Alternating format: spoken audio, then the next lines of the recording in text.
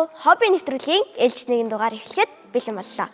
Өнөөдрийн зочноор манга зурх дуртай Дүлгэн ах маань хүрэлцэн ирсэн байна. Сайн байна уу? Намайг Дүлгэн гэдэг. Одоо 17 настай. Би бол зураг зурхгүй ингээд жоохон удаж байгаа. Тань зурчгаараа амар ингээд чин сэтгэлээсээ амар гонигддаг төрлийн хүн.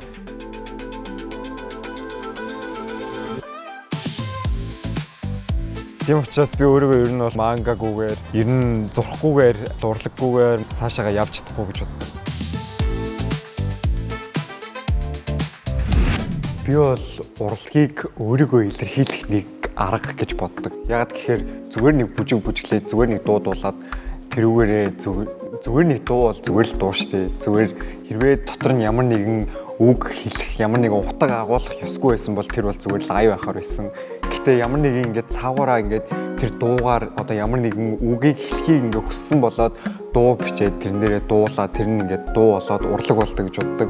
Тэгээд зурагч гэсэн ингэжлэхэн одоо ингээд нэг зураг зурхад цаагаараа одоо нэг юм нь өөр нэг утга илэрхийлдэг ч юм уу. Тэр тухайн зурагч нь одоо тэрүүгээр одоо юу гэж хэлэх чинь урлагийн бүтээлч нь одоо ингээд цаагаараа юу хэлхийг хүсснээ ингээд хэлж иж тухайн зүйл нь ингээд урлаг болдог гэж би боддог. Урлагийн бүтээл.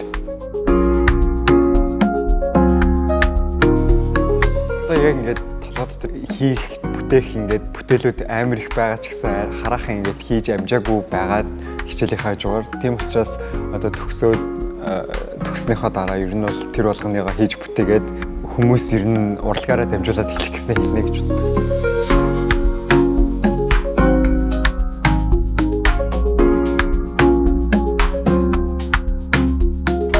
Манай нэвтрүүлгийн ивент тэтгэгч бидний дуртай Фабио.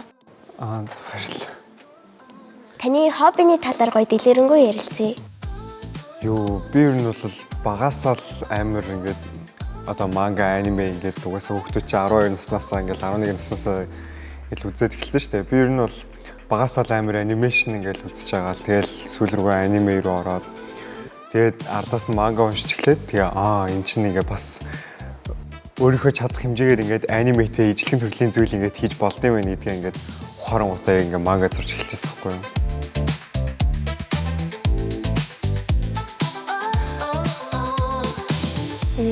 Та ингээд манга зурхтаа яг ийм өөрийнхөө зохиолыг гаргаж манга зурдаг уу эсвэл ингээд ямар нэгэн кино эсвэл ийм одоо аниме эдрийн гоё мангагийн зурдаг уу? Би ер нь бол өөрийнхөөгөө л зохиодог л доо анхнаасаа л би ер нь тий одоогоор ер нь бол яг 2 бүтэн ингээд дуусгацсан ингээд манга зурцсан байгаа. Тэгээ нэг нь болохоор ингээд хэвлэлтэнд орсон. Одоо нөгөө Most гэдэг манга сэтгүүлээд шүү дээ Монголын. Тэрэн болохоор эхнийх нь одоо орсон байгаа. Тэгээд дараагийн дугаар нь ингээд гарахад дахиад миний одоо тэр манганы маань 2 дугаар дугаар нь байна гэсэн. Та ингээд манга зурхын тулд яг юу бэлтгэсэн байх ёстой бэ гэд үзэгчүүдэд гоё тайлбарлаа шүү дээ хөө. Ер нь бол манга гэхээр хэрвээ ингээд өөрийнхөө манга гаргая гэж бодож байгаа бол эхлээд хамгийн түрүүнд ингээд зохиолоо бодсон байх хэрэгтэй. Манга гэдэг чинь яг ингээд зөвхөн зурхаас илүүтэйгээр ингээд зохиол ингээд явж байгаа гэсэн үг шүү дээ. Цаана одоо ийм үйл явдал болоод ийм тийм үйл явдал болсон байгаа гэд. Тэнгүүт эхлээд ер нь бол сайн зохиолоо бодцоод ардаас нь ер нь бол мангаг ямар ч аргаар зурсан болдог нь амар ийм давуу талтай гэх юм уу. Одоо комик зурх гингүүтэл заавал ингээл будаг шунх гээл ингээл заавал будах шаардлагатай байдаг шүү дээ. Тэнгүүт мангаг бол зүгээр л харандаа баллуур хар балаар зурчих болдог. Тэрүүгээрээ онцлог болохоор сайн зохиолтой тэгээд зурах чадвар чинь сайн байвал манга хийх төвшөнд л байна л гэж өөрийгөө ойлгож байна гэсэн. Одоо та ингээ хамгийн анх манга зурж эхлэхэд таны гэр бүлийнхэн чинь дэмжсэн үү? Манай аав өөрөө зураач. Тэгэхээр өөрөө урлагийн хүн байхгүй юу? Тэгэхээр ер нь бол би өөрөө нөх амир 12 настайгаас шууд зураад эхэлсэн юм биш. Би ер нь бараг 4 настайдаа л цэцэрлэгт байхдаа ингээл дандаа суугаад зурж л байдаг гэсэн. Амар удаан зурж байгаа л гэсэн үг. Тэгээ ер нь аав гэж ойлгож байна. Одоо ингээд манганууд эсвэл анимууд ингээд Хятад, Япон, Солонгос гэд байдаг шүү дээ. Тэгээд яг эдгэрний ялгааг нь тайлбарлаач. Манга гэдэг үг нь өөрөө Япон үг байхгүй юу? Манга одоо хэрвээ жинхэнэ манга уншиж байгаа бол мэдээж хар цагаан өнгөтэй байгаа шүү дээ. Тэнгүүт тэр хар цагаан өнгөөр ингээд уншиж байгаа манганууд чинь ер нь ихэвчлэн Япон манганууд байдаг. Тэгэнгүүт хятад манга болоод ирэхээр манхва гэж явдаг. Манга биш. Тэгээд манхва нь болохоор ихэвчлэн өнгөтөөр зурсан байдаг гэх юм уу? Одоо Солонгосын манхва ч гэсэн яг ижилхэн өнгөтөөр байдаг. Ер нь зөвхөн Японых л хар цагаанаараа байдгаар ер нь онцлог гэсэн.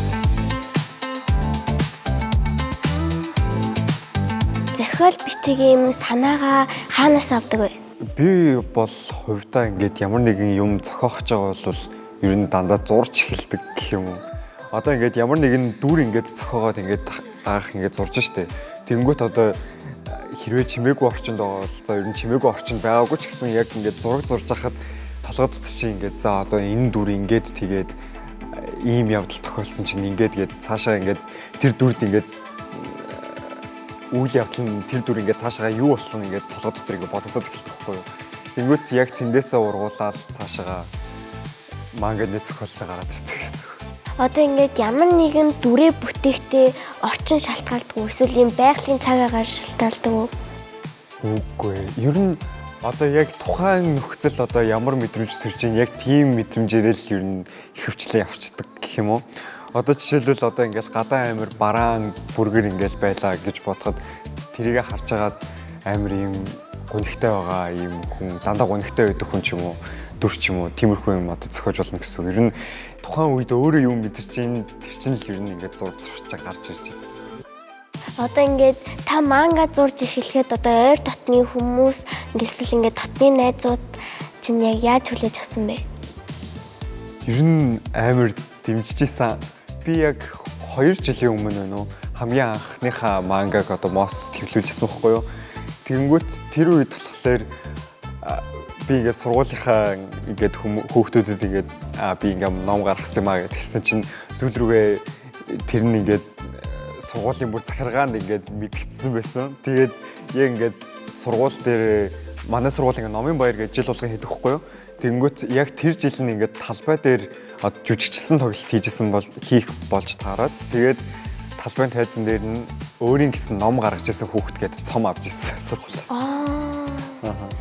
Одоо ингээд ойролцоогоор нэг юм манга эсвэл яг юм номоо гаргахдаа хэдэн жил болсон бэ? Ер нь бол удна. Яг нөгөө нэг ном нь хизээ хэвлэлтэнд орохоос шалтгаалаад уудах үгүй нь ингээд тодорхой болохгүй юу. Одоо намайг гаргаж байхад бол би яг дөнгөж шинэ дугаар ингээд төлөвлөгөөндөө ингээд явж байхад нь анх зурж эхэлжсэн. Тэгэхээр надад ингээд зурх ингээд амар юм урт хугацаа байсан гэсэн. Би баг ингээд 2 сарын турш ингээд нухаж агаад нэг 23 хуудастай ингээд анхныхаа манга гаргаж ирсэн. Тэнгүүт яг одоо ингээд цаг нь тулцсан байж байгаад ч юм уу яг ингээд бас заримдаа 2-7 хоногийн дотор ингээд мангагаа дуусгах ингээд шаардлагатай. Яг сүүлийн манган дээр бол би бүр яг 2-7 хоногийн дотор ингээд сургуулийнхаа хажуугаар дуусгах шаардлагатай болчоод тэгээ бас ер нь бол ном чи хизээ хэвлэлтэнд орохоос л шалтгаална л гэсэн. Одоо ингээд таны хэвлэгдсэн манганы юуны тухай гардаг юм бол?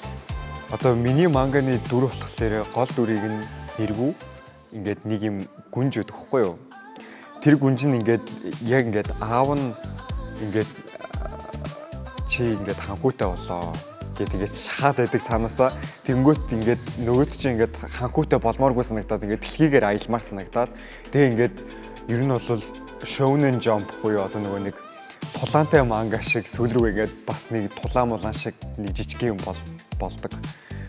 Тэгээд ер нь бол гүнжиж талаар гардаг ингээд ер нь бол өөрийнхөө хүсэл мөрөөдлийг ингээд илүү дагахыг ингээд хүсэж байгаа нэг юм дүрийн талаар гардаг байхгүй юу. Тэгээд ер нь бол хүүхд цаагаараа ингээд юу ч хэлхийг хүссэн бэ гэхээр ер нь бол хүн болгоны амьдрал яг өөрсдийнх нь гарт байдаг. Тэгээд өөрийнхөө амьдралаар юу хийхээ чи өөрөө шийдэх ёстой гэсэн ингээд санааг л тэрүүгээр гаргах гэсэн. Үлгэргүй гүнж гэдэг юм шиг байна.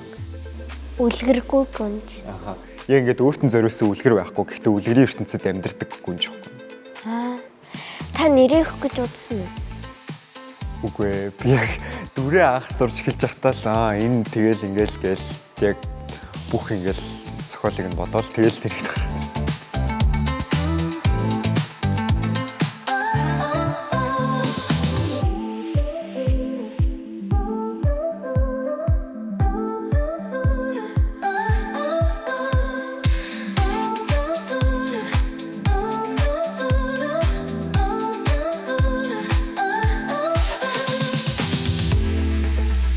манга зурхаас өөр танд хобби байгаа юу? Би ер нь бол одоо манганаас жоохон хөндөрөөд би ер нь бол угаасаа багасаа мангака биш аниматор болъё гэж боддог байсан хгүй юу? Одоо анимашн хийдэг хүн гэсэн. Тийм. Тэнгүүт одоо болохоор би арай анимашн тал руугаа тэгээд visual одоо арт тал руугаа илүү юм хийж байгаа гэсэн.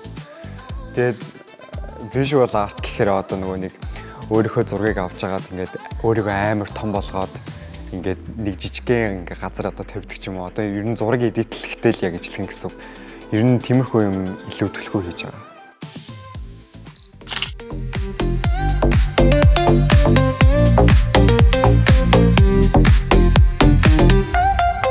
Таны ирээдүйн мэргэжил одоогийн хоббитэй чинь холбоотой юу? Би бол аниматораар сурах гэж бодож байгаа ирээдүйд. Тэгэнгүүтээ одоо би манга гаргацсан. Тэгээд одоо яг тэр манга маань ингээ үргэлжлээд цаашаа явахгүй юу. Тэгээд яг одоо аниматораар сурч дуусчаад яг аниматор мэргэжилтэй болчоод өөрийнхөө тэр мангаг аниме болгоё гэж бодож байгаа. Тэгээд цаашаагаа илүү олон ингээд анимашн ингээ прожектууд дээр ингээ ажиллаад явна гэж бодож байгаа. Өөрийнхөө зохиосон мангагийн яг юм амьдрал дээр ороод ирэл хамгийн их юу гэсэн бэ? Миний одоо манга дотор нэг юм дүр байдаг хгүй юу? Тэр одоо гүнжийн одоо хамгаалагч луун гэсэн үг. Би ер нь тэр лууг нь ингээд өөрийгөө одоо бодохоор амар ингээд кул эмхтэй болгоод зурцсан юм шиг санагддаг хгүй юу? Тэгэхээр би ер нь тэр эмхтэйтэй ингээд hang out хамт ингээд цагийг өнгөрөх байсан гэж бодож байна. Ер нь хоббитэй байхын чухал зүйл нь юу вэ? Одоо өөрийнхөө дуртай зүйлсийг хийж явахдаа ер нь хүн дандаа ингээд стрессээ тайлж идэг учраас ер нь хоббитой байсан нь илүү хувь хүн талаасаа ч тэр сэтгэл зүй талаасаа ч тэр амар ашигтай гэж боддог. Та ингээд мангагаа гаргаад яг хэвлүүлэхдээ тэр мангагаа зохиож явах яг үедээ ингээд шантарч ийсэн үү? Би өөрийгөө нэх шантарсан гэж бодохгүй байна. Би яг ингээд хамгийн анхныхаа тэр манга байгаа шүү дээ. Тэрний хамгийн анхны хувилбарыг нь 12 настайдаа зурж ирсэн байхгүй юу? Тэрийг яг одоо нөгөө Монголын Most гэж сэтгүүлд ингээд өгсөн чинь за ингээд энэ манга амар хөөрхөн болсон байна гэд би хэвлэлтэнд оруулаад өгөө энэ мангаг чинь ингээд тэгчихсэн. Тэнгүүт яг тэрнийхээ дараагаар 2 жилийн хугацаа өнгөрцөн.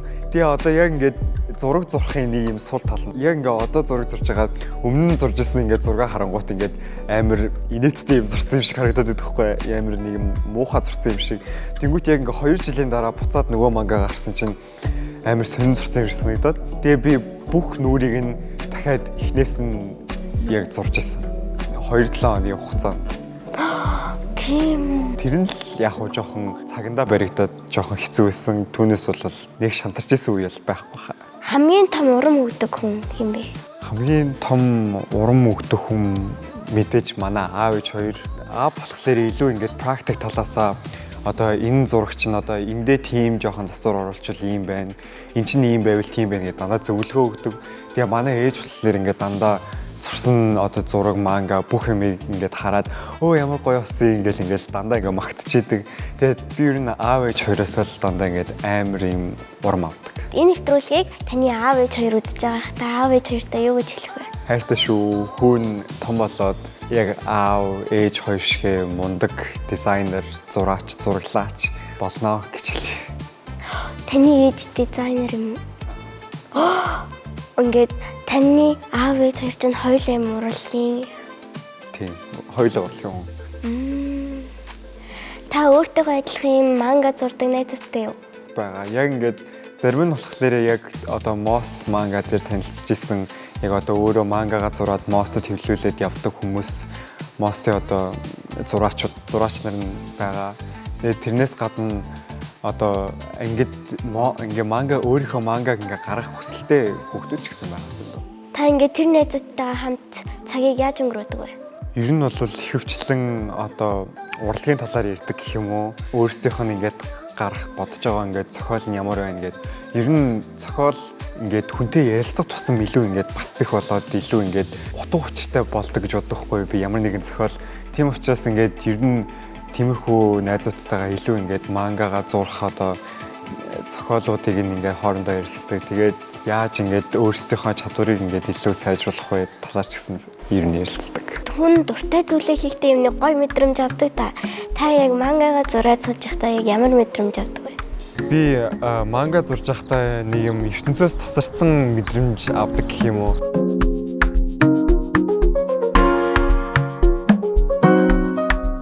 Ер нь бол ингээд нэг зураад эхэлчихээрээ хідэн цаг зурж байгаагаа ч гэсэн ингээд мартчихдаг. За нэг бараг 10 минут зурчлаа даа гэж бодож байгаа цагаа харангуут бараг 4-5 цаг өнгөрцөн байдаг ч юм уу. ертөнцөөс тасарсан нэг юм өөрийнхөө ертөнцөд орсон юм шиг мэдрэмж төрдөг. Тантай адилхан манга зурж эхэлж байгаа эсвэл зураг зурж эхэлж байгаа хүүхдүүд бас шантарсан ч байж магадгүй, хоббигоо болъё бэлидол гэж бас бодож магадгүй. Та тэр хүүхдүүдэд юу гэж урмын зөвлөгөө өгөх вэ? Ер нь бол үзээд алдах хэрэгтэй. Би бол өөрөө амар олон юмнаас бас шантарч исэн. Тийм учраас яг ингээд зарим өөрийнхөө шантраагүй ингээд тууштай хийгээд үзсэн юмнаас харахаар илүү тууштай хийсэн юмдаа хүмүүс илүү ингээд амжилт олдсон болов гэж харагдсан. Тийм учраас ер нь бол шантрахгүйгээр ер нь алдчих байсан, онцч байсан. Жигээл тууштай хийгээл үзсэн дээр гэж боддог юм болох юм. Тийм учраас алдсан ч байсан алдаан дээрээс суралцаад дахиад зураад цаашаа үргэлжлүүлээл яваад ах хэрэгтэй гэж бодож байна. Угаасаа зураад ах тусам зургийн чадвар угаасаа сайжирдаг. Тийм учраас ер нь шантрахгүйгээр л цаашаа яваад л гэж хэлээ та. Яг ингээд манга зурхад юу бэлтгэлсэн байх хэрэгтэй вэ?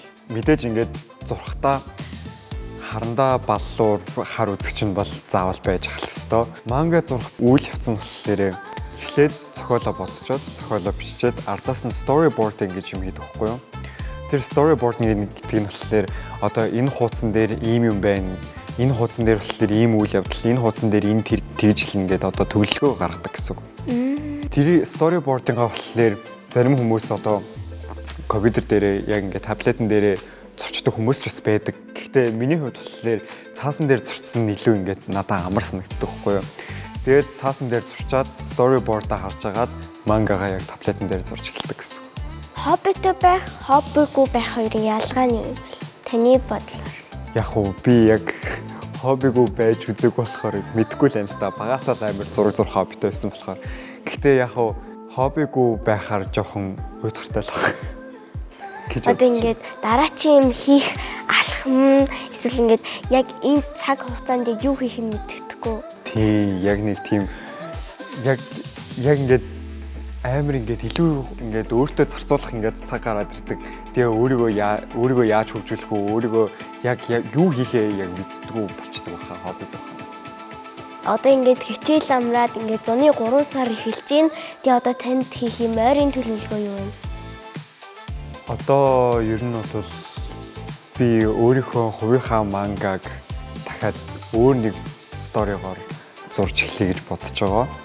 Тэгээд тэрийгэ зурчаад ер нь бол хэвлэлтэнд өгөхөөр биш хүн болгонд одоо үзүүлэхээр одоо сошиал медиа дээр тавья гэж бодож байгаа тэр мангагаа. Тэгэхээр илүү олон хүн ингээд хүрээд илүү олон хүн мэддэг болох байх гэж бодож байна. Одоо Монголын манга зурдаг хүн байд юм байна гэдэг. Одоо ингээд таныг мангагаа гаргахад одоо сайн тусалж дэмждэг, зөвлөгөө өгдөг ойр дотны найз чинь хэн бэ? Ер нь бол Мостод ороод Мостод одоо мангагаа хэвлүүлж эхэлснээс хойш Лукан гэдэг одоо Мостын зураач надад ер нь бол хамгийн их зөвлөгөө өгөөд мангаг ингэж зурдаг шүү, таблетэн дээр ингэж ажилтдаг шүү, манга ийм байх хэрэгтэй шүү, скрин тоноо ингэж тавьдаг шүү гэдэг ер нь юу ч мэддэггүй байхад Лукан л ер нь илүү амар зааж өгчээсэн гэж боддог. Хоббигоороо үлгэр дүрээл авдаг юм мундаг зураач байгаа юу танд? Бага. Би ер нь багасаа нөгөө нэг мост уншиж байхдаа Монголын нэг хүслэн заяа гэдэг нэг зураачийн одоо ингээд зургийнхэн стайлд амар дуртай байсан хгүй юу. Тэгээд цаашлаад одоо Lizard Bee Rain гэдэг нэг Япон бас нэг зураач байгаа.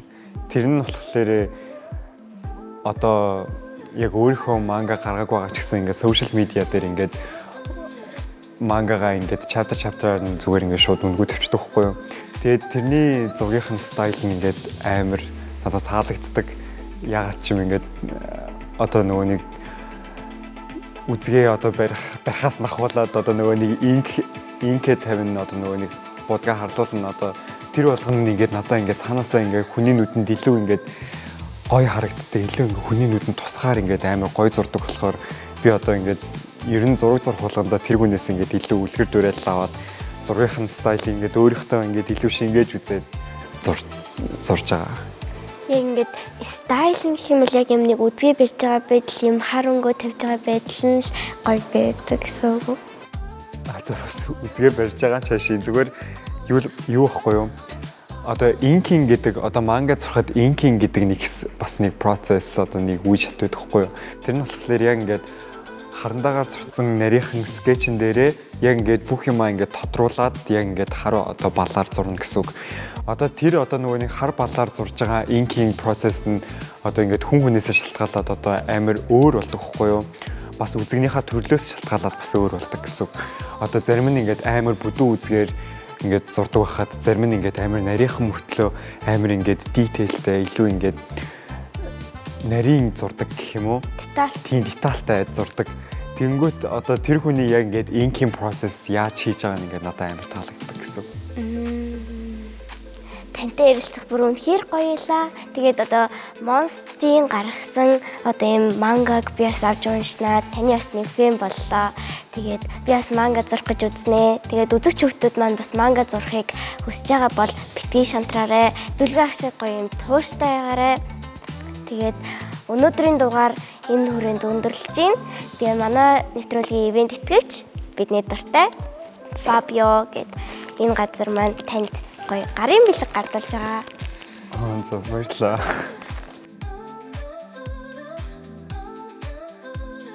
Эцэгэн гэж хэлэхэд зурах сонирхолтой, зурах хоббитой, мангач байсан, анимеч байсан, зүгээр анимашнч байсан, зурах хүсэлтэй бол битээ шантраарай. Ер нь хаач байсан амар их боломжууд амар нээлттэй байдаг шүү. Өөрийнхөө зүгээр зурах чадварыг л илүү сайжруулсан бахад чамд бол бүх хаалга нээлттэй байна л гэж хэлээ урлагийн талд.